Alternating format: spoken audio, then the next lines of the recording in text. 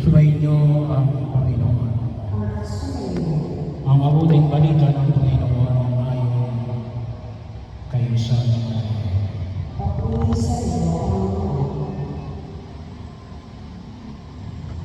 Noong panahon sinabi ni Jesus, sa ninyo mga iskriba at mga Pariseo, mga mapagpaibabaw, ang katulad nila yung mga libingang pinaputi, magaganda ang labas, ngunit sa loob ay puno ng kabulukan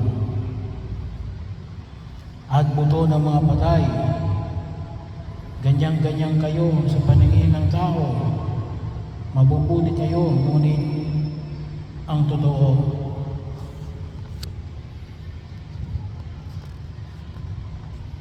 ay puno-puno kayo ng pagkakaibabaw at kasamaan. Sabi ninyo, mga iskriba at mga Pariseo, mga mapagpaibabaw, pinagtatayo ninyo na malibingan ng mga propeta at ginagayakan ang mga puntod ng mga taong namuhay ng matuwid. At sinasabi ninyo, kung kami sana'y nabuhay sa kapanahunan ng aming mga ninuno, hindi namin ipapapatay ang mga propeta. Sa sinasabi ninyong yan, inaamin ninyong kayo yung mga anak ng mga nagpapatay sa mga propeta.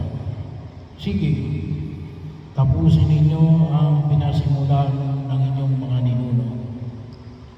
Ang mabuting balita ng Panginoon.